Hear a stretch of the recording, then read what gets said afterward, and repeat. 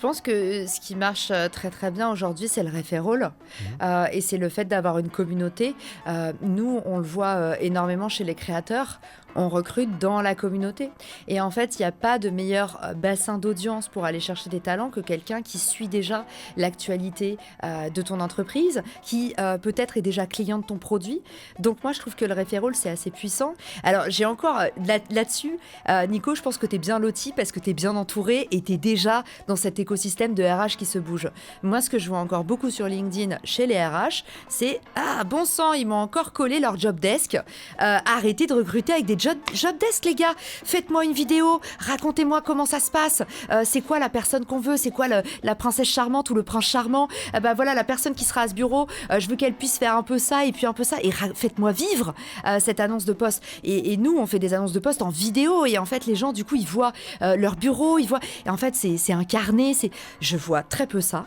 Mais peut-être que, comme je te dis, je suis trop reculée par rapport au RH qui bouge. Mais moi, en tout cas, de ce que je vois sur LinkedIn, je vois encore beaucoup de recrutements trop traditionnels, trop ronflants. Le Barbu qui parle RH, c'est du miel dans vos AirPods. Bienvenue dans le monde du RH qui bouge et qui prépare aujourd'hui le monde de demain. Moi, c'est Nico. Je travaille dans les RH depuis plus de 15 ans. Et je vous partage mon expérience à travers des clés et des interviews super stimulantes. Et pour nous accompagner, ce podcast est soutenu par Le Figaro Emploi et a été produit dans leur magnifique studio parisien. Vous êtes prêts à attacher vos ceintures? C'est parti! Bonjour à toutes et à tous, alors merci d'être présents pour ce nouvel épisode du podcast du Barbu qui parle RH et aujourd'hui on va parler d'un sujet particulier. On va parler du marketing RH mais surtout on va parler de qu'est-ce que le marketing a encore à apporter au marketing RH. Et pour parler du sujet aujourd'hui, j'ai l'immense honneur et le plaisir d'accueillir celle qui m'a aidé dans le développement de tout ce qu'on peut faire aujourd'hui et de tout ce que je propose comme contenu aujourd'hui et qui aide beaucoup de personnes dans le marketing. J'ai nommé Caroline Mignot. Salut Enfin, Caro, comment ça va? Enfin, on se rencontre. Trop C'est contente vrai. de te voir dans la vraie vie, comme on dit, Nicolas. C'est vrai, je suis très heureux de t'avoir et comme je te l'ai dit un petit peu en off, je suis très heureux aussi parce que tu m'as accompagné dans toute la formation que j'ai eue, que ce soit sur LinkedIn ou sur la création de contenu et tu nous montres quand même régulièrement des nouveaux concepts marketing qui sont hyper intéressants et c'est ce dont on va parler aujourd'hui. Alors pour celles et ceux qui ne te connaîtraient pas, parce qu'il y en a qui ne te connaissent pas, Bien sûr. dans le monde du RH aussi et surtout, est-ce que tu peux te présenter en quelques mots? Alors, je m'appelle Caroline Mignot. Aujourd'hui, je suis autrice et conférencière. Mais avant ça, pendant maintenant 13 ans, j'ai fait du marketing et je suis spécialisée dans les stratégies de croissance, c'est-à-dire comment avoir un maximum de résultats avec un minimum d'investissement, temps, argent, infrastructure. Donc ça s'appelle le growth. Ça fait un petit peu peur comme mot, mais en fait, c'est tout simplement le marketing du futur. Et dans ce marketing très teinté de performance, comme on dit ROI, c'est-à-dire vraiment centré sur le résultat, vient s'inscrire le marketing RH, un nouveau produit OVNI dont on va parler aujourd'hui. Avant de te poser la première question, est-ce que tu peux nous dire un petit peu tout ce que tu fais? Parce que les gens peuvent te retrouver partout. Je mettrai plein de liens en commentaire, mais tu fais gaver de trucs. C'est vrai. Tu fais gaver de contenu. Est-ce que tu peux nous en dire un peu plus? Tu me rappelles un TED que je suis en train d'écrire, que je présenterai en décembre, qui s'appelle « Pourquoi partir dans tous les sens a un sens ». Effectivement, tu l'as dit Nicolas, je suis hyper active. Donc forcément, je suis sur un schéma à 2 vitesses où j'aime bien développer plein de choses. Le trait commun de tout ce que je fais, c'est clairement créer plus de marketing personnel. On va avoir l'occasion d'en parler. Je pense que le futur est social. Et du coup, toutes les verticales du monde du travail vont devoir intégrer l'aspect social. Aujourd'hui, on est là pour parler des RH, mais moi, ma spécialité, c'est le marketing personnel. Finalement, comment apprendre aux gens à mieux se vendre. Et je pense que tu sois salarié, que tu sois entrepreneur ou indépendant, aujourd'hui, on a un vrai problème, surtout en France, pour apprendre à se vendre. On ne sait pas se marketer. Et du coup, on se dévalorise dans le monde du travail, quel que soit notre échelon. Et c'est ça que j'apprends à faire aux professionnels. Donc, tu peux me retrouver sur tous les réseaux sociaux et via mon livre From Zero to Hero pour apprendre à mieux valoriser ton expertise et au final, en vivre, puisque c'est ça l'intérêt aujourd'hui de booster ta marque personnelle.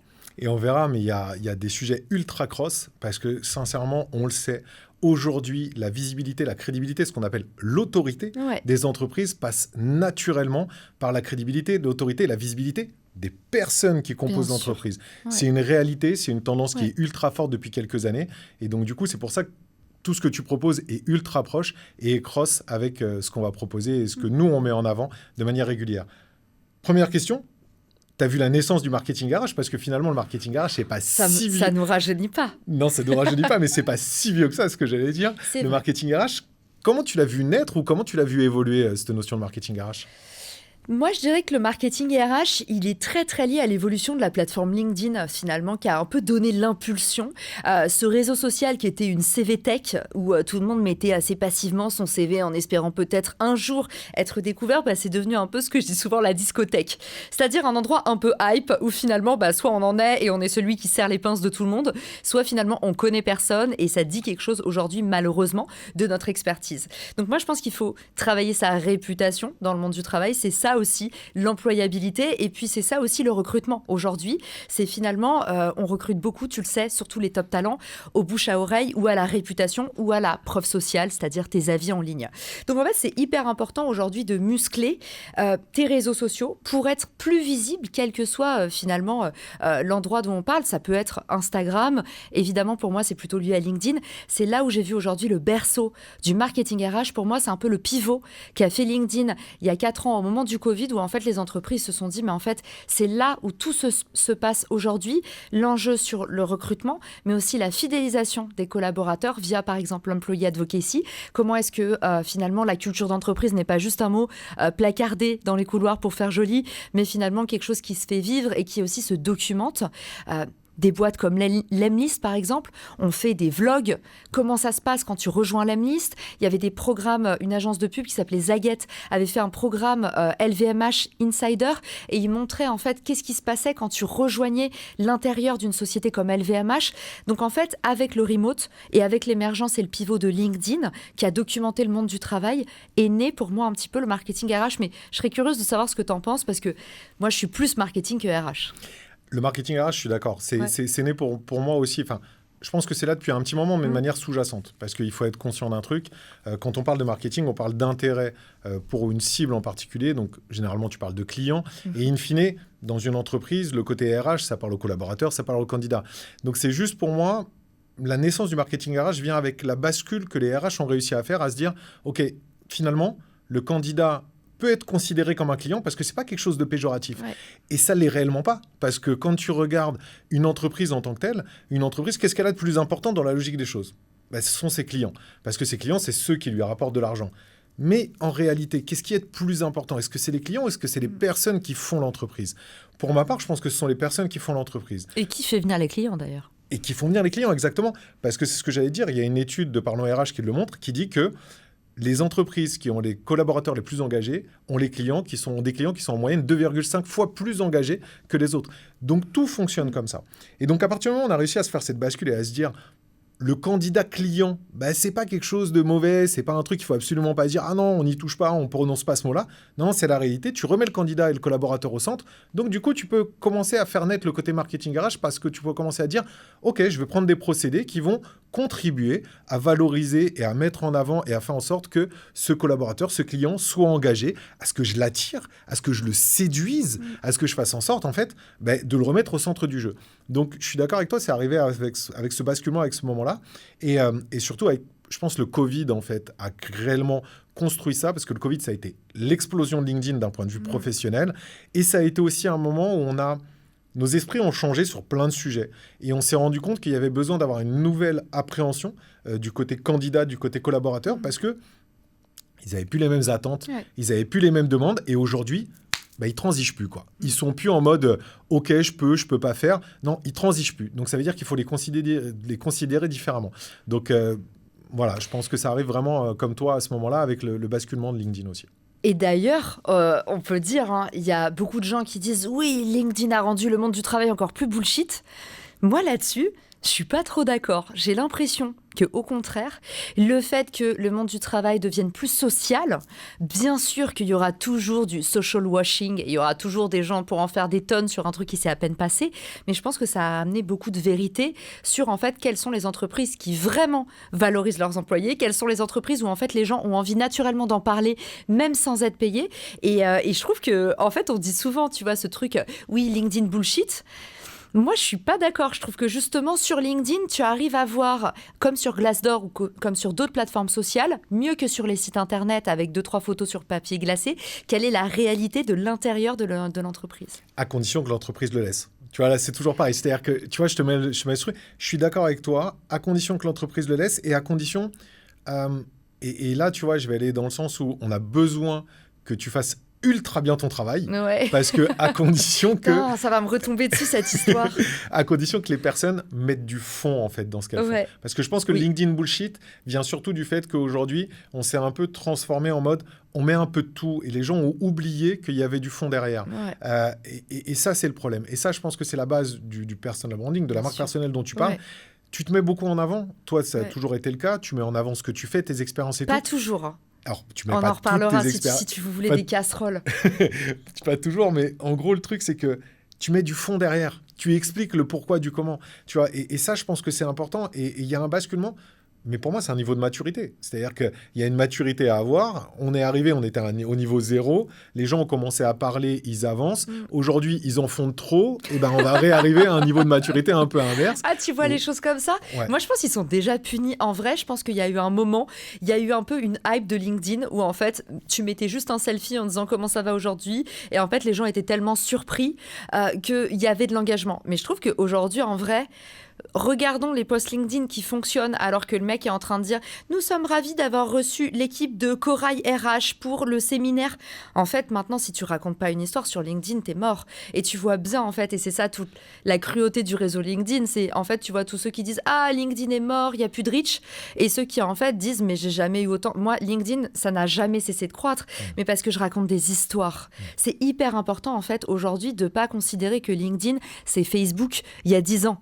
Où on documentait ce qu'on faisait. Il faut que tu te dises, en fait, les gens maintenant qui te regardent sur LinkedIn, c'est plus tes clients, c'est plus tes partenaires, c'est des inconnus dans la rue. Alors, qu'est-ce que tu vas leur raconter pour les embarquer ?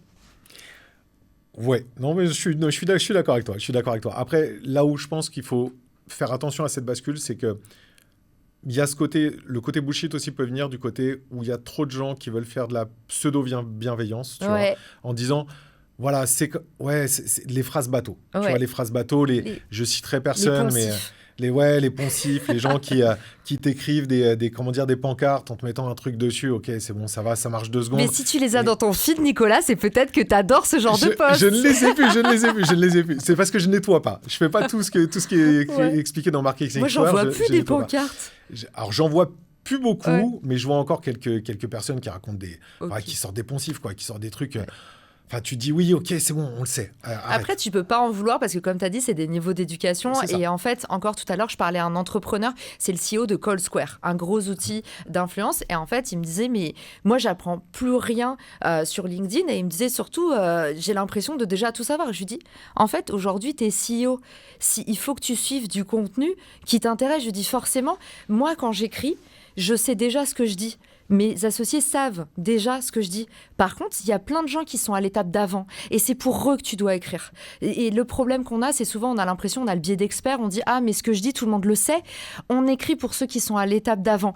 Et du coup, toi, Nico, tu as le même problème, je pense, que le CEO de Call Square, c'est qu'aujourd'hui, tu as un contenu qui n'est pas assez senior par rapport à ce que toi, dans le sens, en termes d'expérience, j'ai vu ton regard, tu vois, il m'a fusillé, aïe, j'ai pris une flèche. C'est tous mes poils blancs qui sont Non, mais je pense vraiment, moi aussi, parfois, je vois des contenus où je me dis, oh, c'est évident, tout le monde le sait. Et en fait, même moi, ce qui m'énerve, c'est les contenus où les gens se disent, au final, il faut être vraiment soi-même. Et je me dis, en fait, c'est trop facile de dire aux gens, être soi-même. Ça veut dire quoi, être soi-même ? C'est en général, le problème, c'est qu'on ne sait pas qui on est. On nous a pas appris à creuser. Et du coup, les trucs être soi-même, je me dis, on le sait déjà. Et en fait, j'ai appris, et ça, c'est très personnel ce que je te confie, mais je me suis rendu compte que il y avait plein de gens à qui ça servait, et il y avait plein de gens pour qui, en fait, c'était important de marteler ce genre de message. Je suis d'accord, et je suis d'accord sur le fait que ce côté biais d'expert, il existe, et il existe en plus tout le temps quand tu écris, quoi. Il n'y a pas un jour où j'écris un contenu où je me dis pas... Tout le monde sait ce que je vais raconter. Et en fait, je suis d'accord. C'est vraiment un truc sur lequel il faut faire attention et il faut essayer d'avoir du recul pour pouvoir mieux percevoir les choses. Bah, je vais quand même te poser la deuxième question qui était dans la première. C'est, on a parlé de marketing RH, mais est-ce que tu as vu le gros marketing RH arriver ? Ouais. Et alors ? Typiquement, je pense que c'est encore une fois LinkedIn qui a beaucoup bouleversé les usages. Tu vois, un exemple tout bête, mais avant, on faisait pas du cold email pour recruter, ou alors très très peu. En tout cas, moi, dans mes sphères, j'avais rarement vu ça.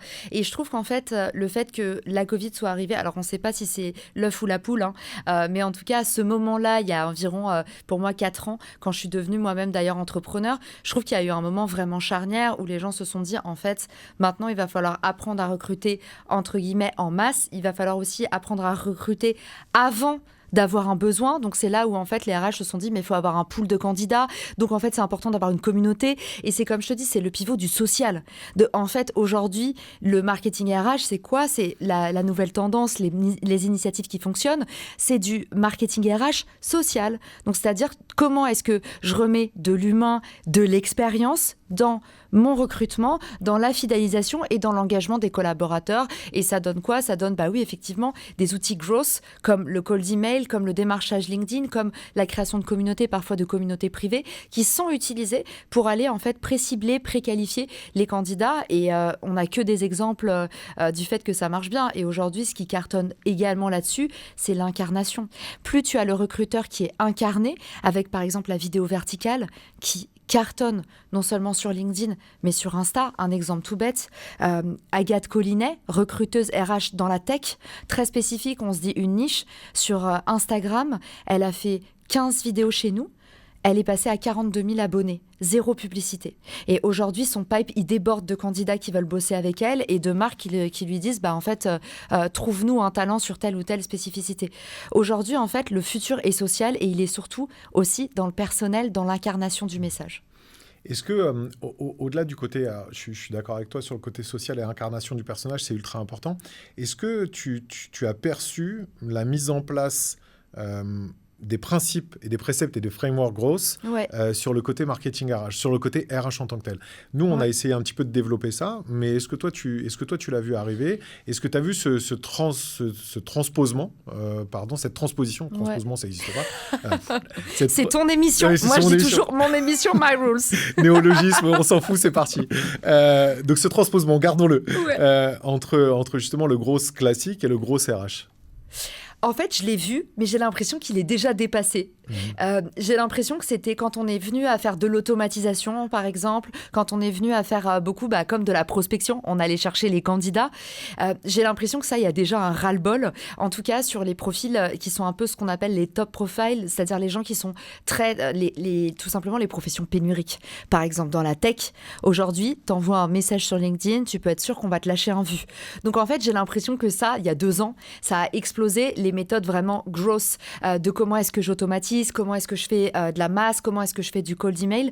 J'ai l'impression que maintenant, mais à challenger, de ce que je vois avec l'écosystème influence B2B, les gens que j'accompagne et ma présence massive sur les réseaux sociaux, j'ai l'impression que maintenant, le meilleur moyen d'aller chercher les candidats, c'est de faire ce qu'on appelle la persuasion, c'est-à-dire travailler en fait toute la génération de demandes avant que le candidat soit en recherche de poste. Donc la logique de communauté et la logique, tu vois, tu me parlais du Daily Swile en off tout à l'heure, en fait ça c'est des marques qui sont ultra puissantes. Les gens veulent travailler pour des marques comme ça parce qu'en fait aujourd'hui elles font autorité dans le secteur, elles ont de la preuve sociale. Pourquoi?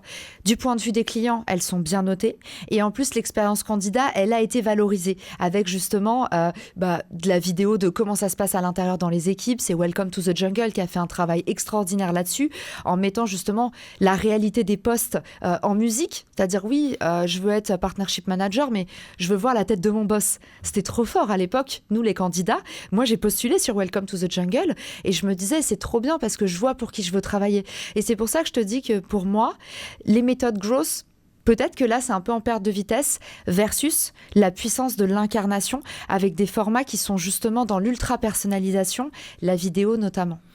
Et si jamais je te parle et je te dis, nous, on n'utilise pas forcément... Alors, on utilise des méthodes grosses, mais pas forcément, justement, comme tu le dis, des méthodes figées. C'est-à-dire qu'on va se servir du gros plus sur la partie framework.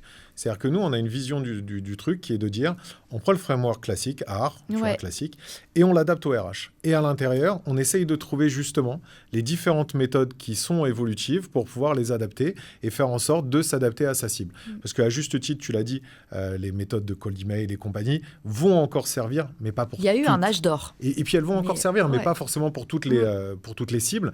Par contre, ce côté inbound, ce côté travail de contenu, audience centrée, ce côté dont tu parles, tu vois, de vidéo et compagnie, sur une cible qui va avoir l'impression justement qu'on lui parle à elle sans être du tout intéressé par sa postulation, mais qui, in fine, n'a qu'un but, qu'un intérêt, c'est la postulation finale. Ça, je pense que ça peut ultra bien marcher. Et donc, du coup, on l'intègre dans ce framework. Ce framework, on l'a travaillé, et tu vas me dire ce que tu en penses, si tu le connais ou si tu l'as déjà vu.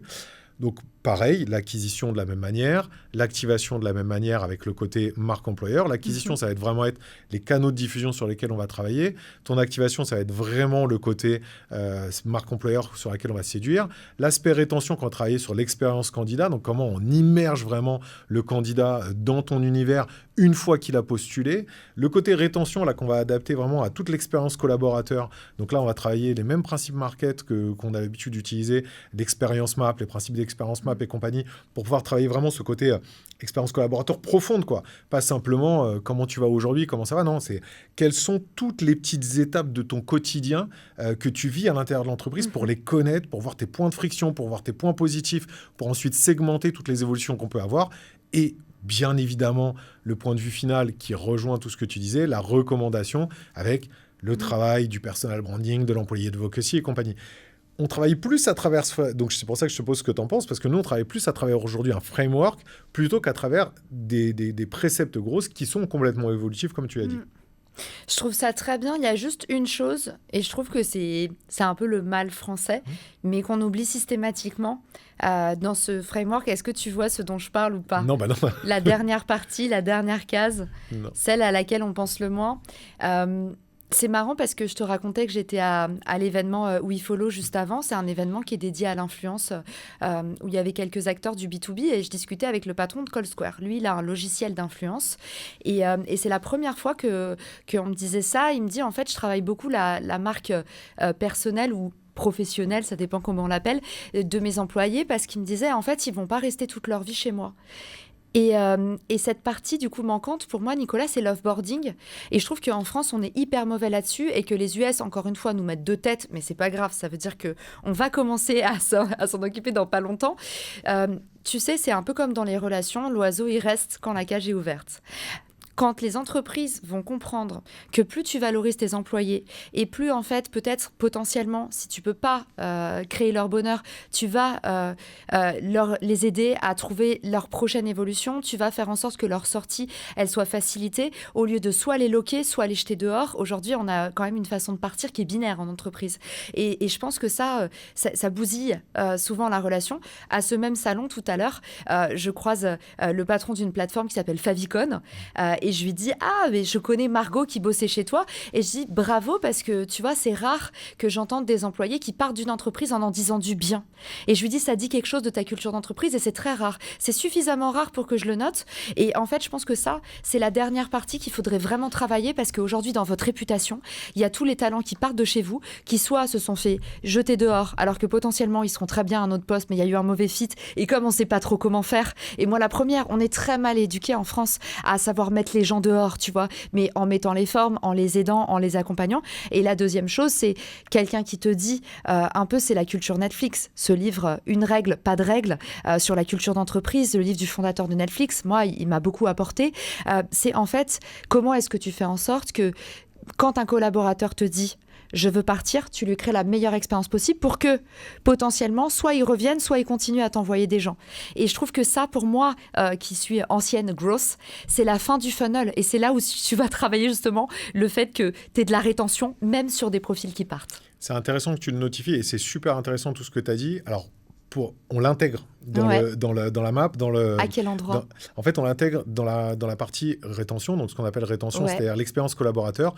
On intègre l'offboarding parce que pour nous, l'expérience collaborateur, ça va justement du moment où il intègre, donc de l'onboarding, à l'offboarding. Ok. Et ensuite, après, on parle de C'est la top. recommandation. Donc, on l'intègre ici et on l'intègre même doublement parce qu'on intègre l'offboarding collaborateur, mais aussi l'offboarding candidat, qui est aussi super important. T'as raison. Parce que ce dont tu as parlé, qui est super juste, et c'est pour ça que c'était très intéressant que tu le dises, parce que comme tu le dis, par contre, c'est une réalité. Les entreprises ne perçoivent pas l'intérêt en fait de cet offboarding et toute l'importance, mais elles ne perçoivent pas non plus l'intérêt de l'offboarding candidat. Pourquoi ? Parce qu'elles se disent, un candidat, il n'est pas chez moi, donc c'est pas grave, je le refuse, tant pis. Mais il y a une stat qui montre que exactement 34% en fait des candidats qui ont une bonne expérience candidat, donc du coup un bon offboarding candidat, Bien sûr. dirons-nous, repostulent dans l'entreprise. Ouais. Et si jamais tu fais ce bon offboarding candidat, tu vas avoir tendance non seulement à avoir des personnes qui repostulent, mais en plus à leur montrer une voie pour qu'ils s'améliorent avant de venir repostuler. Donc je suis complètement en phase avec toi sur le sujet et c'est très bien de le rappeler parce qu'il faut absolument mettre ça en avant. J'adore ce que tu dis sur l'offboarding candidat et en fait, plus le temps passe, plus j'ai passé d'entretiens, plus je me rends compte de la façon dont j'ai été traitée en entretien. C'est hallucinant à quel point j'ai des séquelles. Et notamment, il y a une marque qu'on citera pas, mais qui est très connue, qui fait du bijou. Et quand je suis rentrée des États-Unis, on m'a fait passer des faux entretiens. Cette marque, en fait, de base, quand j'ai candidaté pour un poste d'influence manager. Et en fait, comme j'avais bossé aux US, j'avais beaucoup d'expérience, ils m'ont fait croire qu'il y avait un poste de CEO qui ouvrait aux US pour cette marque. Et en fait, ils m'ont fait passer 11 entretiens. Ils m'ont fait faire 3 études de cas. J'ai énormément produit. Au final, le poste ne s'est jamais ouvert. Et ils ont fait sortir toutes mes idées, parce que du coup, je m'étais abonnée. Donc, j'ai reçu leur newsletter, tout ça, avec mes idées. Et en fait, tu vois, souvent, les marques sont hyper court-termistes. Les entreprises se disent, c'est pas grave, on le reverra jamais, c'est n'importe qui. Bah, en fait, maintenant, je me pose la question parce que je suis approchée par des agences qui me présentent cette marque. Et à chaque fois, je me dis, mais jamais de la vie, je travaillerai pour cette marque et leur réputation est morte à tout jamais alors que c'est une énorme marque et qu'en fait, juste le comportement d'une seule personne a fait qu'aujourd'hui, jamais de la vie, j'irai là-bas, je ne recommanderai cette marque et c'est un énorme préjudice pour eux. Donc souvent, on se dit, oui, les candidats, on s'en fout et à des petits postes, c'est des fourmis. Bah, faut faire attention parce que non, potentiellement, c'est un énorme préjudice. Complètement. Et t'es gentil de ne pas la citer parce qu'il y en a d'autres qui n'ont pas cette courtoisie-là, tu vois. Il y en a beaucoup mais c'est dommage pour eux aussi. Oui, moi, je suis contre ça. Non, j'aime pas. Je suis d'accord, mais ce que je veux dire, c'est que du coup, pour la marque, il y a un manque, il y a un risque qui est monstrueux. Parce que tu sais déjà que, je crois qu'il y a une stat qui dit que je crois que c'est 50 ou 60% des candidats qui ont une mauvaise expérience, pour le coup, une mauvaise, c'est pas une vraie mauvaise expérience candidat, se détachent même commercialement, en fait, de la marque en tant que telle. T'as tellement raison. Donc, oui. Et en plus, tu en as certains à l'intérieur qui vont même clasher la marque en public et qui vont apporter cette mauvaise... Donc, il faut absolument faire attention à ça. C'est pas possible de faire autrement. T'as trop raison parce que la marque qui m'a fait rentrer en France, j'étais hyper fan de cette marque et en fait, ils m'embauchent aux États-Unis et au final, ils ont annulé mon poste pendant que j'étais en démarche de visa. Et aujourd'hui, dès que je vois quelqu'un qui porte cette marque ou même tout ce que j'avais de cette marque, je l'ai vendu, mais juste parce que la cicatrice, tu vois, donc t'as clairement raison. Bah, de toute façon, la marque, c'est ce qui laisse une empreinte au sens latin du terme. Donc, il faut faire attention à l'empreinte qu'on laisse client, candidat. C'est aussi important et je pense que les candidats, la charge affective l'est encore plus parce que finalement, quand on bosse un job, c'est 80% en fait de notre vie. Dans nos métiers, en tout cas, il y a une dette émotionnelle qui est énorme. Surtout quand tu postules quelque part. Tu as envie de quelque chose, tu donnes quelque chose, comme tu dis. Alors, à fortiori, comme tu le racontes, tu fais 11 ans... 11 entretiens, c'est what the fuck, quoi, mais clairement. Bah, c'est là où mes proches étaient en train de me dire, c'est bizarre, il n'y a pas d'annonce pour ce poste, t'es sûr, mais ils te font faire quand même des PowerPoint de 35 slides, des études de cas, on nous dirait du McKinsey, ton truc, fais gaffe. Mais c'est vrai que j'ai pas fait gaffe et je le regrette pas, honnêtement, parce que quand tu postules pour un job et tu y mets tout ton cœur, toute ton âme, faut mieux. Vraiment, moi, je préfère toujours avoir des regrets que des remords, mais j'ai fait un post LinkedIn il n'y a pas longtemps sur justement le fait qu'il y ait des boîtes qui font beaucoup d'entretiens, alors que normalement, aujourd'hui, les candidats estiment que 3 entretiens, c'est le grand max. Et on disait, et on arrivait à halluciner en disant, et c'est vrai, il y a des boîtes qui vont jusqu'à 8 entretiens. Tu viens d'exploser les scores. Là, avec les 11, tu viens d'exploser les scores. Mais même, je travaille avec l'ambassade des États-Unis, pour qui c'est un problème aujourd'hui. Ils sont en train, en interne, d'essayer de réduire le process, parce que, voilà, quand tu bosses pour une ambassade, c'est un process de 1 an, Nico, pour rejoindre. Mais ils y peuvent rien, en fait. Tu sais, c'est le problème de quand tu es dans des grosses organisations, tout le monde se repasse le savon, et tout le monde, c'est que des gens bien, mais avec des process tellement tellement lourd et difficile que ça bouge pas, quoi. Ouais, là, on pourrait partir sur un autre sujet qui m'intéresserait beaucoup, qu'on pourrait faire à un autre moment, le côté étatique, institutionnel, très problématique, mais on va le zapper. Je vais te poser une question. Aujourd'hui, donc, on voit que le marketing et RH est très proche du marketing. Ouais. Tu l'as dit, il y a des évolutions. Est-ce que pour toi, alors le marketing, grosse marketing, on va mixer les deux. Hein. Est-ce que pour toi, aujourd'hui, le marketing RH évolue en parallèle, en même temps que le marketing, ou est-ce qu'on a encore du retard et qu'il y a des choses qui pourraient vraiment être intéressantes à récupérer? Bon, je peux être un peu cash. Mais sois cash, on est là pour ça. Je pense qu'aujourd'hui, les RH, pour moi, en tout cas, dans le domaine du digital, c'est la profession qui est le plus en retard. Aïe, ne me fouettez pas dans les commentaires. mais c'est pour ça que tous les deux, on adore l'initiative du Festival RH de Maud Grenier. Et en fait, aujourd'hui, j'ai un ami qui est passé sur ces scènes un peu dans des événements des RH et il m'a dit, mais c'est les pires. Il me dit, en fait, quand je suis sur scène, je me sens vraiment, j'ai l'impression d'être 100 ans en arrière. Et je pense qu'encore une fois, c'est pas la faute des humains, c'est la faute des protocoles, des systèmes. J'ai bossé chez Danone. Je sais en fait que c'est jamais la faute des humains si tout est difficile. C'est toujours la faute du maillage interne qui parfois en fait il y a des gens extrêmement brillants dans les grands groupes qui deviennent pour beaucoup entrepreneurs parce qu'ils disent en fait j'ai essayé d'exister dans un grand groupe et j'ai été étouffé, personne ne peut rien. C'est trop tard en fait quand c'est pas une plateforme qui est agile by design comme on dit. En fait parfois c'est trop tard.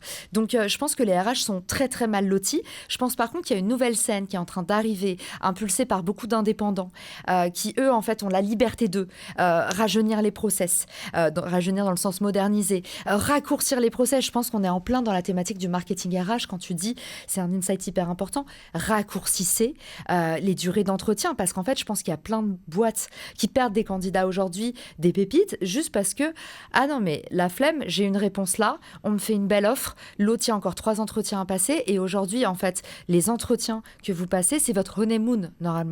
C'est la lune de miel et c'est censé être un peu la façon dont tu te sens pendant les entretiens. Est-ce que c'est intuitif? Est-ce que c'est facile? C'est un peu comme quand tu dates quelqu'un et tu dis, en fait, est-ce que c'est avec lui que je me pose? Je fais la parenthèse, mais c'est exactement ça. On ne cesse de le répéter, le recrutement, c'est un format de rencontre amoureuse de date. Donc c'est exactement ça, t'as raison, je te laisse... Et du coup, si c'est trop long, si tu sens, c'est un peu comme, finalement, c'est bien de créer du désir. Et en même temps, quand tu sens que parfois tu te dis, ah mais j'ai du mal à savoir ce qu'il pense, je pense que ça va... En fait, il va mettre du temps à se décider, la flemme en fait. Et malheureusement, plus le temps passe, plus on est dans des postes où en général c'est rapide c'est hire fast, fire faster. Je déteste cette expression, mais en fait la France prend de plus en plus une tendance états-unienne qui est on prend des décisions rapidement et derrière on vire. Et en fait les candidats prennent la mesure et la vitesse du monde du travail. Donc, en fait, quand ils voient maintenant en start-up, je reste 2 ans, les mecs, potentiellement, ils signent rapidement, ils changent d'avis rapidement. Il y a plus de flexibilité dans le monde du travail dans les 2 sens. Donc, oui, si vous recrutez, il va falloir, en fait, arrêter les process à rallonge, arrêter, c'est comme, tu vois, ceux qui envoient des formulaires. Aujourd'hui, qui fait encore ça? Des formulaires pour recruter des talents, forcément, on sait qu'on va perdre la moitié, quoi. Les boîtes j'adore les boîtes qui proposent des sites carrières où pour pouvoir postuler, tu dois t'inscrire, tu dois donner toutes tes informations avant même de voir les offres d'emploi et de postuler. Le truc juste ahurissant, quoi. À chaque clic, tu perds 10% normalement. Donc, il faut vous dire la même chose quand vous recrutez. Chaque nouveau clic d'un candidat pour vous atteindre, vous perdez 10% des talents. Donc, pour toi, ce qu'il y a de cool, c'est qu'on a une nouvelle génération qui bouge, qui arrive, c'est bien. Ouais, on essaye d'en faire partie. Tu parlais du festival RH de Maud qui essaye de débroussailler un petit peu tout le truc. On essaye de le faire de manière régulière et c'est très très cool. Des émissions comme Le Barbu qui parle. Et on essaye d'avancer sur ces sujets-là. Pour toi, quand même, on a réussi. Est-ce que les personnes qui ont réussi à prendre ça en main, on a réussi à prendre tout le côté marketing, ou est-ce qu'il y a encore des choses un peu innovantes qu'on n'a pas pris? Et je vais pas, je passe sur le côté dont tu as parlé, qui est le fait de mettre en avant la marque personnelle, parce que là, c'est plus la manière de faire, on va dire, la connaissance technique, l'expertise du sujet dont tu parles, que toi tu proposes dans ton agence, qui est vraiment d'accompagner sur un côté technique, parce que je pense que le côté de mettre en avant la marque personnelle, aujourd'hui, on le sait de plus en plus. Les RH le font, tu trouves? Ouais, je pense que les RH le font. Alors, suffisamment non, mais le font quand même pas mal. Tu connais Charlène Emery? Oui, bien sûr. Charlène pousse quand même beaucoup les RH à le faire avec Ouais. son travail d'employé advocacy. Elle a quand même contribué à avoir beaucoup de personnes qui le font aujourd'hui. Ouais. Elle a beaucoup de personnes qui sont devenues micro-influenceurs ou moyens influenceurs justement en se mettant en avant. Alors, c'est des personnes généralement de grandes entreprises, donc c'est aussi plus facile d'avoir de l'influence quand tu es d'une grande oui et entreprise. non, hein. T'as quand même... Ils ont peur dans les grosses boîtes. Oui, ils ont peur, Ouais. mais après, ton audience est plus large. Tu vois, Ouais. quand tu es RH ou DRH d'une grosse boîte, Ouais. forcément, ton audience est plus large, il y a plus de personnes qui te suivent, donc tu as plus de tendance à avoir plus de reach, plus de likes Ouais. et tout, même s'il faut que ton contenu soit cohérent et sympa, Ouais. sinon ça marche pas. Mais tu vois, je pense que ça vient. Je pense que ça vient, le parti est pris. Les RH sont encore une... Alors, c'est pas vraiment une corporation, mais c'est encore limite des fois, qui a du mal un petit peu à se projeter parce qu'ils vivent un peu cachés, parce qu'ils ont du mal à se mettre en avant, mais ça se fait de plus en plus sur cet aspect-là. Après, il y a le côté technique, mais est-ce que toi, tu vois d'autres innos ou d'autres choses vers lesquelles on pourrait aller, des trucs marketing un peu novateurs ou qui sont en cours de venir ou des choses comme ça? J'en aurais une ou deux à te poser. Je te présenterai une ou deux auxquelles je pense, mais est-ce que toi, t'en as en tête? Je pense que ce qui marche très très bien aujourd'hui, c'est le referral. Et c'est le fait d'avoir une communauté. Nous, on le voit énormément chez les créateurs. On recrute dans la communauté. Et en fait, il n'y a pas de meilleur bassin d'audience pour aller chercher des talents que quelqu'un qui suit déjà l'actualité de ton entreprise, qui peut-être est déjà client de ton produit. Donc moi, je trouve que le referral, c'est assez puissant. Alors, j'ai encore là-dessus, Nico, je pense que tu es bien loti parce que tu es bien entouré et tu es déjà dans cet écosystème de RH qui se bouge. Moi, ce que je vois encore beaucoup sur LinkedIn chez les RH, c'est « Ah, bon sang, ils m'ont encore collé leur job desk. Arrêtez de recruter avec des job desk, les gars. Faites-moi une vidéo. Racontez-moi comment ça se passe. C'est quoi la personne qu'on veut? C'est quoi la princesse charmante ou le prince charmant? Voilà, la personne qui sera à ce bureau. Je veux qu'elle puisse faire un peu ça et puis un peu ça. Et faites-moi vivre cette annonce de poste. Et nous, on fait des annonces de poste en vidéo. Et en fait, les gens, du coup, ils voient leur bureau. Ils voient... Et en fait, c'est incarné. Je vois très peu ça. Mais peut-être que, comme je te dis, je suis trop reculée par rapport au RH qui bouge. Mais moi, en tout cas, de ce que je vois sur LinkedIn, je vois encore beaucoup de recrutements trop traditionnels, trop ronflants, très peu d'approches communautaires, de gens qui vont créer une communauté sur Discord, une communauté privée ou publique sur Slack, des groupes WhatsApp, pour en fait, au bout d'un moment, quand il y a une embauche clé, dire les gars, on cherche un directeur marketing.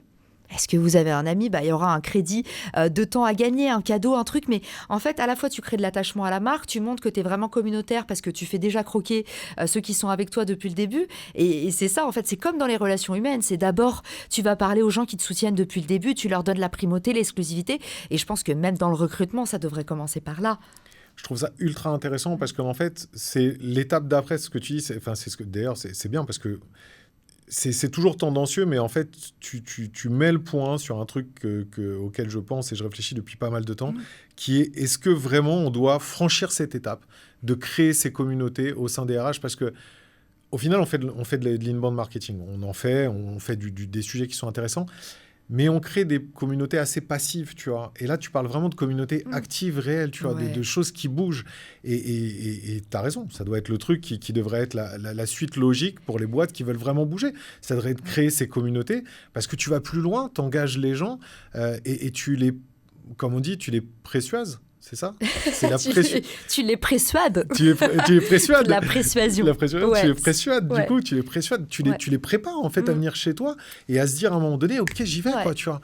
En fait, je trouve ça ultra puissant, la cooptation, et je suis toujours hyper déçue de voir que les programmes de cooptation, ils sont hébergés avant tout aux toilettes.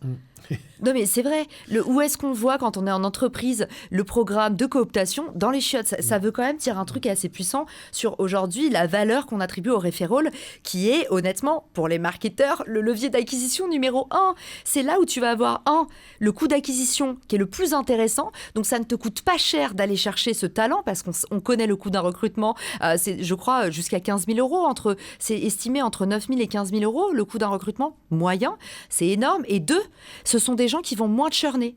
Parce que du coup, tu vas ramener... Alors, il y a le problème de l'entre-soi. Je suis d'accord, le referral pose aussi d'autres problèmes à grande échelle. Mais en tout cas, tu vas en plus ramener quelqu'un qui va avoir un vrai fit humain potentiellement, puisque les amis de tes amis, on connaît tous l'expression. Et en fait, c'est mesurer qu'il y a moins de churn sur des profils qui sont en plus cooptés. Et je pense que si tu élargis ça à ta communauté, en créant en plus de la gamification, puisque tu as raison, les communautés sont passives, va voir ce qui se passe aux US sur des circles, par exemple, des nouvelles communautés, genre Discord, c'est un peu geeky, mais tu vois, il y a des circles, il y a même des groupes WhatsApp. WhatsApp for Business fait un travail incroyable pour devenir justement une plateforme communautaire. Je pense que demain, et on le voit, l'approche aujourd'hui des nouveaux entrepreneurs, ceux qui cartonnent, c'est quoi ? C'est OK, en ce moment, vous suivez la marque depuis X temps, tu reçois un call d'email.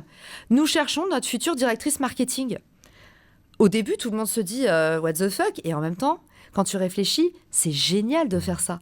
Il n'y a pas de meilleur levier, je pense, pour aller recruter des gens qui t'aiment déjà et qui, derrière, vont être fidèles. Ouais. Et engager ta communauté. J'imagine plein de trucs, là.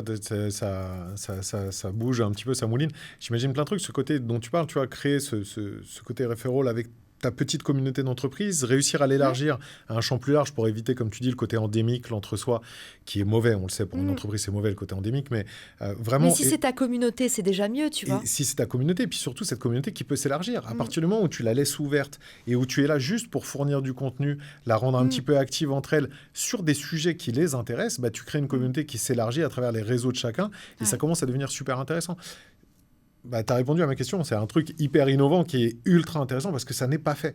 Aujourd'hui, c'est fait à travers des communautés de RH, mais pas à travers des communautés créées par des entreprises pour pouvoir le développer, tu vois. Il y a des gros groupes sur Slack, notamment sur Slack, pas trop sur Discord, mais surtout sur Slack, il y a des gros groupes de RH qui se développent, mais franchement, pas d'entreprise, donc c'est hyper intéressant. Les nouveaux cabinets le font, les nouveaux cabinets RH le font et ont justement cette approche de ce qu'on appelle demand generation en marketing, génération de demande. Ça veut dire quoi, du coup, ce que je vous ai dit, ce mot barbare, persuasion, c'est en fait passer à l'action avant l'intention. Donc, dans le marketing, c'est convaincre ton client avant même qu'il ait voulu t'acheter, en mode « Ah, j'ai rejoint cette communauté. Ah, ils font quoi ? Ah oui, tiens, Swile. Ah bon, des tickets restaurants. Ah ben, ça m'intéresse. » Et en fait, tu connais la marque avant d'avoir l'intention d'acheter. Et ben, c'est pareil pour le recrutement. Tu pourrais arriver dans cette communauté en disant « Bah tiens, ils créent du contenu sur des domaines qui m'intéressent, tout ça. » Et puis, bah, au final, tu finis par te dire « Bah, c'est une évidence. Bah tiens, il y a un poste qui s'ouvre. Je fais partie de la communauté depuis 6 mois. C'est déjà mes sauces. C'est déjà mes potes. Vas-y, go, j'y vais. » Et ça, aux US, c'est déjà... Comme d'habitude, pas besoin d'une boule de cristal. Aux US, c'est déjà admis. En France, on se dit, ah bon, machin, mais on voit que les nouveaux cabinets, Nico, ils ont déjà ce réflexe, des boîtes de 1, 2, 3 personnes où ça va vite. Ils ont déjà vu l'immense pouvoir, en fait, de la communauté pour derrière, dès qu'il y a une entreprise qui t'appelle, bah oui, en fait, j'ai 500 mecs. Le vivier crée ta valeur quand tu as un cabinet de recrutement. Trop intéressant. Je vais te poser... Alors, je sais potentiellement ce que tu en penses, parce que j'ai écouté un de tes podcasts qui est un podcast, je ne sais pas s'il est très récent ou quoi, sur le podcast justement, entreprise. Ouais. Oui, avec François Allais. Ouais, c'est ça. Ouais. Qu'est-ce que tu penses justement, toi, de ce podcast entreprise ? Parce que nous, on le développe de plus en plus. Chez eTeam, on le développe de plus en plus. Lui aussi le fait dans sa boîte. Il développe du podcast entreprise. Qu'est-ce que tu en penses ? Pour moi, c'est un sujet qui est encore sous-utilisé par les entreprises et qui peut être justement super intéressant pour développer ce sujet de audience centrée, en fait, d'inbound marketing. Ouais. Oui, si c'est incarné. En fait, le gros problème, et là j'étais au sommet de l'influence dont je t'ai parlé, j'ai une copine qui s'appelle Marina Dato, qui fait du podcast pour les entreprises. Ça fonctionne, oui, mais ça fonctionne 25 fois moins bien qu'un podcast créé par un individu. Donc, mon point de vue, du coup, tu le connais, il est ultra clivant, très, très partisan, parce que c'est mon histoire. Moi, de base, j'ai lancé mon podcast pour ma boîte. C'était le podcast de Richmaker. En fait, je me suis rendu compte que les gens n'ont pas envie de suivre des entreprises. Le futur est social, point barre. Donc, ce que j'ai tendance à dire aux marques d'habitude, c'est oui, vous pouvez créer votre podcast. Mais regardez tout ce que ça va vous coûter de créer un podcast. Est-ce que quelqu'un a vraiment envie de suivre un podcast qui est partisan? Parce qu'en fait, le problème des marques aujourd'hui, c'est qu'on a l'impression qu'on est déjà dans la démarche d'acheter. On a l'impression qu'on est vendu. Moi, je ne suis aucun contenu de marque, Nicolas. Pourtant, il y a plein de marques que j'adore. Mais je suis aucun contenu de marque parce que j'ai toujours un peu la sensation que je ne sais pas quel humain est derrière. Donc, je n'ai pas confiance. Ça, la confiance, c'est le frein numéro 1 en B2B. B2C, c'est un peu moins important, mais ça reste quand même... En B2B, en tout cas, c'est rédhibitoire. Les gens en B2B ne suivent pas des marques. Donc... pour moi, c'est mieux de parier sur un créateur et d'aller sponsoriser un podcast déjà en place où vous allez avoir l'effet de halo d'un mec qui a une communauté, qui parle vrai, en qui les gens ont confiance et qui va dire vraiment « j'aime ce produit » parce que si c'est un bon influenceur, il va vous prendre que s'il vous kiffe. Et du coup, derrière, quand il va vous recommander pour x raisons et c'est un usager. Donc c'est très fort. Je recommande plus ça que d'investir dans sa propre infrastructure juste parce que je trouve ça casse-pipe. Mais je comprends ce réflexe qu'ont les entreprises et c'est normal, c'est une économie qui est jeune, l'économie des créateurs, le réflexe des entreprises de vouloir contrôler leurs médias. Mais c'est plus dur. Et si jamais tu prends le parti, parce que je suis complètement full d'accord avec toi sur le côté incarnation du podcast, c'est la première chose qu'on dit quand on bosse avec les entreprises. On leur dit oui, on peut faire un podcast à une condition, c'est qu'il y ait une voix. Il faut qu'on ait une voix au podcast. C'est important, il faut que ça soit incarné. Mais de la même manière qu'on leur dit la même chose quand ils veulent communiquer sur TikTok, on leur dit, il n'y a pas de souci, on peut communiquer sur TikTok. Ouais. Par contre, il faut qu'il y ait une personne. Quoi. TikTok, ils n'en ont rien à foutre de voir telle ou telle boîte ou quoi. Ils veulent voir une personne qui leur raconte une histoire. Que cette personne-là soit rattachée derrière à une boîte, c'est une chose. Mais il faut que... Et donc, du coup, qu'est-ce que tu penses d'avoir un podcast entreprise qui soit incarné par une personne, donc avec un titre particulier qui ne reprenne pas particulièrement le nom de la boîte, et corréler ça aussi à une diffusion, et là je te rejoins complètement, à une diffusion sur des influenceurs ou des influenceuses qui ont déjà une communauté. Ça peut être le petit... Carrément, je pense que l'exemple le plus probant qu'on a, c'est le compte TikTok qui cartonne sur Leclerc. Ce mec qui est en train de péter TikTok parce que il a commencé pour se marrer à faire vivre sa page TikTok Leclerc de je sais plus quelle région. On le mettra dans la description, je peux te l'envoyer si tu veux, mais allez voir. Le mec a... Maintenant, tous les gens sont abonnés à ce compte. Qui s'est abonné avant au compte Leclerc ? Je suis complètement d'accord avec toi. En fait, la seule... encore une fois, quand je dis... j'ai ma perspective, ma casquette grosse. Quand je dis c'est plus simple de faire appel à un créateur et de sponsoriser un podcast déjà existant, qui a déjà son autorité, son franc-parler et sa dose de confiance. C'est plus facile, ça coûte moins cher. Mais si vous voulez vraiment absolument capitaliser sur une marque média, vous pouvez le faire même avec du contenu faceless, donc sans incarnation visage. Mais comme tu as dit, il faut raconter une histoire. De toute façon, ça, le storytelling, t'adores, c'est ton truc. C'est vraiment ça qu'il faut faire. Il faut que ce soit du contenu incarné. Et du coup, l'exemple de ce compte Leclerc est probant. C'est un mec, il est là, il est marrant. Et tous les jours, il a une idée créative pour promouvoir les contenus de son supermarché. Donc, il s'éclate avec des boîtes de conserve qui sautent, avec au rayon t-shirt. On a moins 10% au rayon t-shirt. C'est décalé, c'est rigolo, c'est sa patte. Le seul risque de ça, il faut le dire, du contenu incarné avec un visage, il faut que votre employé il puisse rester. Et ça, souvent, je le vois dans les entreprises. Quand on accompagne des entreprises, à chaque fois, je leur dis, il ne faut pas que le gars puisse partir dans 6 mois parce que sinon, malheureusement, c'est difficile après de changer de tête. C'est la pondération qu'ils doivent effectuer en interne. Aujourd'hui, vous accompagnez beaucoup d'entreprises sur les problématiques RH ou c'est plus sur les problématiques entreprises, B2B Nous, on n'accompagne que des humains. Oui. Donc, je déteste le mot entreprise. En fait, j'aime pas dire qu'on accompagne des entreprises parce que quand les gens arrivent chez Agence Personnelle, on leur dit on s'en fiche de ta boîte. Nous, on va parler de qui tu es et ce qu'on fait, c'est un travail de référencement.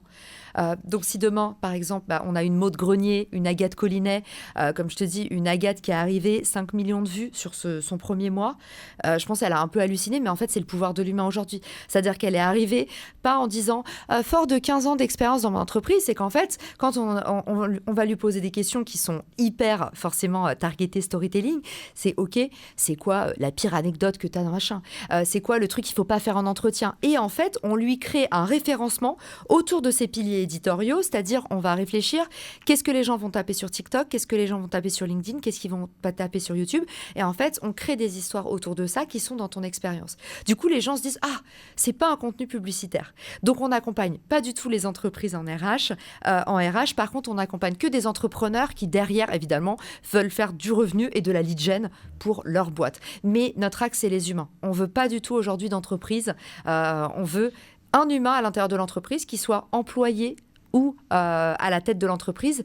Le CEO branding, c'est aussi un truc, tu me demandais les tendances RH, marketing RH, peut exploiter le CEO branding. C'est hyper important, même pour tes employés, d'avoir un CEO qui impose sa vision, y compris sur les réseaux sociaux. À condition, je mettrais juste un petit bémol à ça, je suis complètement d'accord sur le CEO branding, à condition d'avoir un CEO qui connaisse son entreprise. Un CEO ? Ouais. Ah, t'as dit un SEO, Non, mais non, j'adore. pardon, Je fais tout le temps l'amalgame aussi. Un CEO Bien sûr. qui connaisse son entreprise. Ah bah oui. Parce que là, pour le coup, clairement, c'est aussi, tu vois, nous, la démarche qu'on fait quand on détermine le VP d'une boîte et ainsi de suite, souvent, on va faire donc on fait des interviews, on fait des audits, on fait des questionnaires, des choses comme ça, et on s'aperçoit que les CEO, même s'ils sont hyper empathiques, même s'ils essayent de comprendre, ils connaissent pas tout ce qui se passe dans leur entreprise. Et donc, du coup, ils ont potentiellement derrière une manière de communiquer qui est pas toujours bien perçue. Donc, je pense qu'il y a un travail à faire. Je suis complètement en phase, hein, parce que pour moi, en plus, le CEO est une représentation de la boîte. C'est lui qui donne le rythme, c'est lui qui donne ce qu'il en est. On parle toujours d'avancer des entreprises sur tel sujet, sur la parentalité, sur le télétravail, sur tout ce que tu veux. Dans tous les cas, si c'est pas incarné, à un moment donné, ça ne marchera pas. Tous les retours que tu vois aujourd'hui du télétravail, du retour en arrière du télétravail, c'est parce que ce sont des gens qui l'ont fait sans y croire, en fait, en y étant obligés. Donc, clairement, ce CEO branding, il est ultra important parce qu'il montre l'incarnation, mais il faut que quelque part, cette incarnation soit consciente de ce qui se passe en interne. Et à ce moment-là, je pense qu'on est en phase. Hein. Je pense que tu fais mouche. Hein. Je pense que tu as raison avec ce qu'on appelle la congruence. Désolée, c'est un mot qui fait un peu LinkedIn, qui est hyper énervant. C'est le rapport entre ce que tu fais et ce que tu dis. Et aujourd'hui, en fait, tu as beaucoup de CEO qui sont déconnectés de la réalité de leur entreprise et qui vont arriver avec leur biais d'experts, avec leurs phrases toutes faites. Et en fait, ça, c'est notre job de les médiatraîner. Et je pense qu'il n'y a pas d'école qui nous forme au management. Du coup, en fait, plus on gravit les échelons, plus on se dit, en fait, il faut être sérieux, il ne faut pas bouger une oreille, il ne faut pas faire trop de cadeaux, il ne faut pas être trop gentil. Et en fait, nous, on remet beaucoup dans la communication de vulnérabilité. Parce qu'au final, quand le CEO, il arrive chez nous, au début, il est là, poète, machin, et en fait, on lui dit, OK, c'est quoi la plus grosse épreuve que tu as eue dans ton parcours de chef d'entreprise ? Tu fais un logiciel sur l'expertise comptable. Pourquoi vraiment tu as sorti ce logiciel ? Parce que machin... Non. Pourquoi ? Et en fait, on va chercher la vulnérabilité et ça crée un rapport différent au CEO. Même si le mec n'est pas souvent présent en entreprise, même si le mec n'est pas parfait, et ben en fait, quand tu vois ton CEO sur les réseaux sous l'angle de la vulnérabilité, qui va pas juste rouler des mécaniques, tout le monde se reconnaît dans des échecs, mais pas tout le monde se reconnaît dans des réussites. Il faut faire justement attention à l'image parfois trop reluisante du CEO qui, t'as raison, n'est pas présent en entreprise, mais vient juste une fois par semaine, quand il y a une caméra, faire des poignées de main, l'effet Anne Hidalgo, j'appelle ça. Donc, il faut faire vraiment attention. Pardon, je connaissais pas l'effet Anne Hidalgo. C'est vrai qu'on est dans les locaux du Figaro, il faut que je fasse attention. Mais j'appelle ça l'effet Anne Hidalgo, mais l'effet maire de Paris, en fait. Mais on connaît ce truc dans la politique où ça nous énerve parce qu'on se dit, ils sont bien que quand il y a des caméras, il faut faire attention avec ça chez les CEO. Et c'est pour ça que, comme je te dis, nous, on aime bien le pouvoir des histoires et on aime bien travailler la vulnérabilité parce que ça crée de l'attachement et ça crée aussi de la vérité. Ça remet de la vérité dans les réseaux. Ça remet de l'humain, clairement. Trop cool. On a parlé du marketing en tant que tel, on a parlé du marketing RH, on a parlé du parallèle entre les deux, du fait qu'il y avait pour toi une communauté RH qui était vieillissante quand même, mine de rien. Qui avait dis du pas mal... ça, ils sont jeunes depuis plus longtemps. qui avait du mal à bouger, mais qui avait quand même toute une génération qui était en train de bouger. Je pense qu'elle est pressurisée. Elle n'est pas vieillissante, elle est pressurisée. Qui est pressurisée, pardon. Et qui avait toute une nouvelle génération qui essayait de bouger les choses. Tu veux vraiment qu'on me défonce dans les commentaires ? Non, du tout, t'inquiète pas. Et donc, on a parlé aussi du fait qu'il y avait des innovations qui pouvaient être faites. On a parlé de la communauté qui est super intéressante. Ça, franchement, c'est vraiment une très bonne idée à développer. Pas facile à mettre en place, mais en tous les cas, c'est une très bonne idée à envisager, à développer. On a surtout parlé du pouvoir de l'humain, du pouvoir du social, de la personne en tant que telle, qui doit mettre en avant les choses. Maintenant, je vais te poser une dernière question avant de terminer. C'est... souvent, en fait, je pose toujours cette question à tous les invités, c'est la question du future of work. Tu le vois comment, toi, le future of work du marketing RH ? Je pense qu'il va falloir accepter côté employeur comme côté employé ou candidat que le monde du travail est en train de se morceler. On est en train d'arriver dans ce qui s'appelle la gig economy. Et finalement, aujourd'hui, on avait, depuis des générations, l'image séculaire d'un monde du travail où on fait à 9h, 18h. Et je pense que ça, c'est en train de s'éclater. Il va y avoir déjà une montée en puissance. Il va y avoir déjà une montée en puissance des indépendants.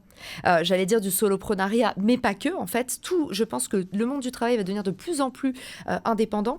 Et deuxième vitesse, le monde du travail va devenir plus indépendant, mais aussi, tu vas appartenir à moins de clients. Tu vas moins appartenir à ton client. Je m'explique. La gig economy, c'est quoi? C'est le fait que demain, tu seras payé à la demande, quand tu le veux, où tu veux, et peut-être peu importe le client, mais tu vas pouvoir louer ce que tu veux. Aux États-Unis, tu peux louer des gens pour faire la queue devant un Apple Store. Tu peux louer des gens pour aller faire une course. Et en fait, je pense que demain, on va être beaucoup moins lié à notre employeur et on va beaucoup plus pouvoir louer notre temps à qui veut bien l'avoir. Donc, je pense qu'il va y avoir une prise de pouvoir de l'individu sur le métier, vraiment une reprise, même j'ai envie de dire, du pouvoir, et qu'en fait, ton temps, il va t'appartenir. Et tu vas décider, ok, ce matin, j'ai pas envie de bosser, mais par contre, je suis dispo de 14h à 18h, mes créneaux sont ouverts. Je vois un monde du travail qui devient de plus en plus à la demande, et je vois aussi une reprise du pouvoir du salarié, de l'employé, de l'indépendant, comme on l'appelle, mais en tout cas, de celui qui a les compétences et qui aujourd'hui est au pouvoir face à la pénurie des talents et qui va pouvoir dicter ses conditions beaucoup plus qu'avant. Tu vois une grosse galère pour les RH en fait. Ça va être un enfer ce monde-là. Parce que là, alors, je vois tout à fait ce que tu racontes et c'est hyper intéressant comme projection. Et d'ailleurs, ça me fait penser que, je sais pas si on pourra se faire un autre sujet sur ce sujet-là parce que je trouve ça hyper intéressant, cette vision du monde du travail. Mais du coup, ça veut dire que pas zéro pouvoir, parce que c'est dommage de dire le pouvoir, mais zéro aspect de fidélisation, d'appartenance à un groupe, à une marque, à quelque chose. Enfin, c'est quand même ce qui aujourd'hui est un des fondements de la société, parce que le terme société, étymologiquement en tant que tel, c'est faire société, c'est être ensemble, tu vois. Là, pour toi, ça n'existera plus, ça sera éclaté demain. Donc, ça veut dire que ce côté société et ce rôle pur des RH aura beaucoup moins d'incidence demain, ou tout du moins une incidence sur beaucoup moins de personnes. Si ça reste comme ça, oui. Mais d'où l'intérêt de travailler vraiment son expérience candidat. Comment est-ce que tu donnes envie aux gens de rester? Comment est-ce que tu crées une communauté? Comment est-ce que tu crées du lien avec les personnes? C'est l'avantage aussi de la communauté, c'est qu'en fait, de donner vraiment l'impression aux gens qui sont en famille, c'est-à-dire ils aiment les clients. En fait, c'est créer un écosystème de look-alike, c'est-à-dire des gens qui se ressemblent, qui sont derrière une cause. Toi, tu connais les entreprises engagées. On parlait de Team for the Planet tout à l'heure. En fait, plus tu vas avoir une marque, plus tu vas avoir une entreprise qui est vraiment communautaire, c'est-à-dire qui défend une quête, qui a une personnalité, plus tu vas avoir de facilité à rassembler, à garder les gens. La dernière chose dont j'ai pas parlé et qui, je pense, va bouleverser le monde des RH comme le monde du travail en général, c'est l'économie des créateurs. Là, il y a quelques années, il y a 2 ans, j'étais au Inbound Marketing Summit organisé par HubSpot à Boston. Et en fait, qu'est-ce qu'il disait? Il disait, en fait, demain, les RH vont courir après les créateurs. Quel que soit le poste que tu vas recruter, un profil qui est créateur, c'est-à-dire qui est ambassadeur de l'entreprise et qui sait non seulement avoir du savoir-faire, mais aussi le faire savoir, eh ben c'est ces profils-là qui vont être de plus en plus courtisés. Donc je pense que l'économie des créateurs, être créateur, quel que soit ton niveau dans l'entreprise et quelle que soit la typologie de ton travail, que tu sois RH, que tu sois marketeur, que tu sois chef d'entreprise, savoir communiquer et savoir créer du contenu, documenter ce que tu fais et le faire savoir, ça va avoir de plus en plus de poids. Là, je te rejoins beaucoup aussi sur ce sujet-là. C'est assez intéressant parce que pour moi, ça rejoint aussi un graphe que je t'avais piqué. Je ne sais pas si tu te rappelles. Tu avais mis dans une de tes newsletters. Ne ravive pas ce souvenir douloureux chez moi. Qu'est-ce que tu m'avais volé encore? Non, du tout. Tu avais mis dans une de tes newsletters un graphe d'un ROI d'une personne que j'avais adapté sur une personne dans une entreprise, en fait, dans la vie de l'entreprise, qui montre que plus la personne reste dans l'entreprise, plus elle est héroïsée. Et on arrive à ce niveau final où, une fois qu'elle maîtrise son poste, après, derrière, elle récupère une certaine expertise du poste. Ensuite, après, derrière, elle récupère le côté transfert de compétences et elle récupère le côté innovation. Et ce dont tu viens de parler, créateur, je ne sais pas si tu peux, enfin, si à ton avis c'est possible, mais moi, je l'extrapolerais bien, pardon.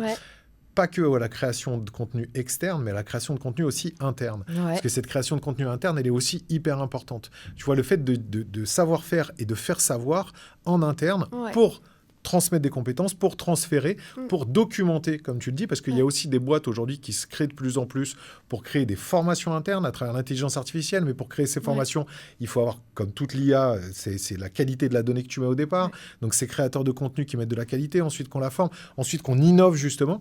Donc là, dans ce que tu viens de dire, tu vois, pareil, je réfléchis, je me dis, ultra intéressant. pour l'externe, mais aussi surtout pour l'interne. Ouais. Donc ces créateurs de contenu interne peuvent être ultra smart pour l'avenir de l'entreprise, quoi. J'adore ce que tu dis et justement j'en parlais avec Quentin dont je te parlais tout à l'heure sur Call Square. En fait, lui il est CEO et c'est lui qui a créé la partie un peu employee advocacy, LinkedIn dans sa boîte et en fait trop intéressant quel que soit ton niveau dans une boîte. Enfin moi je sais que quand je suis arrivée des États-Unis en France, j'ai halluciné sur à quel point on se met tous des barrières nous-mêmes alors que tu vois moi j'avais lancé un truc en fait tous les vendredis je déjeunais avec un inconnu de mon entreprise et j'allais voir quelqu'un et je disais ça te dit qu'on déjeune ensemble. En fait, les connexions que tu fais quand tu pousses un peu les murs et le fait de proposer, par exemple, ah bah tiens, moi ça m'intéresse Instagram.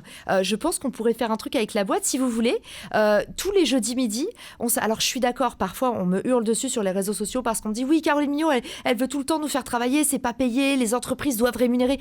En fait, moi, mon mindset et ce qui a fait que j'ai toujours été heureuse en entreprise et j'ai une belle progression à chaque fois, c'est parce que je faisais toujours le extra mile.